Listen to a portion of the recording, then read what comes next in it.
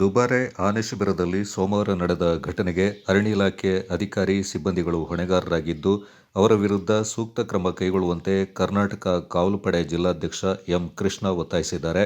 ಕುಶಾಲನಗರದಲ್ಲಿ ಸುದ್ದಿಗೋಷ್ಠಿಯಲ್ಲಿ ಈ ಬಗ್ಗೆ ಹೇಳಿಕೆ ನೀಡಿದ್ದು, ಘಟನೆ ತುಂಬಾ ದುಃಖಕರ ವಿಚಾರ.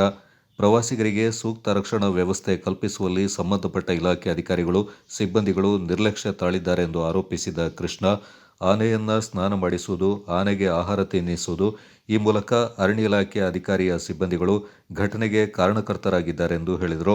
ಪ್ರವಾಸಿ ತಾಣಗಳಿಗೆ ಆಗಮಿಸುವ ಪ್ರವಾಸಿಗರಿಗೆ ಸೂಕ್ತ ಭದ್ರತೆ ಒದಗಿಸಬೇಕಾಗಿದೆ.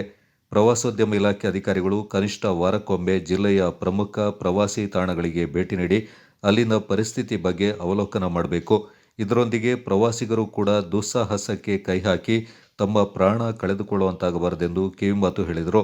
ಕುಶಾಲನಗರ, ದುಬಾರೆ, ಕಾವೇರಿ, ನಿಸರ್ಗಧಾಮ ಪ್ರವಾಸಿ ತಾಣಗಳ ಹಲವೆಡೆ ನದಿ ತಟದಲ್ಲಿ ನಿಯಮ ಬಾಹಿರವಾಗಿ ಅಂಗಡಿ, ಮಳಿಗೆಗಳನ್ನು ನಿರ್ಮಿಸಿರುವುದು ಕಂಡುಬಂದಿದೆ. ಈ ಬಗ್ಗೆ ತಕ್ಷಣ ಜಿಲ್ಲಾಡಳಿತ ಕ್ರಮ ಕೈಗೊಳ್ಳಬೇಕೆಂದು ಒತ್ತಾಯಿಸಿದರು.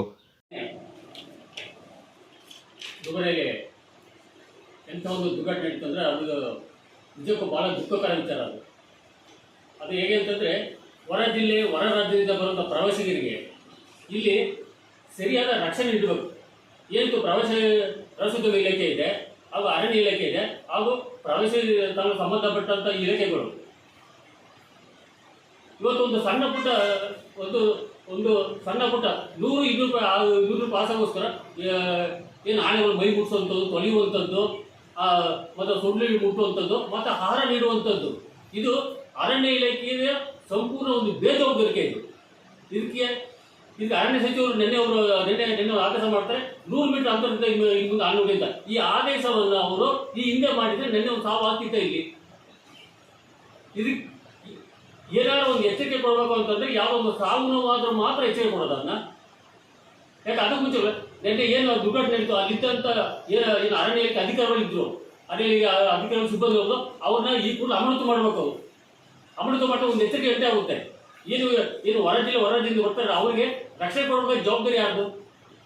ಅದಕ್ಕೆ ಸಂಬಂಧಪಟ್ಟ ಇಲಾಖೆಯವರು, ಅದಕ್ಕೆ ಸಂಬಂಧಪಟ್ಟ ಸಿಬ್ಬಂದಿಗಳು, ಮತ್ತು ಕೊಡಗು ಜಿಲ್ಲಾಡಳಿತ.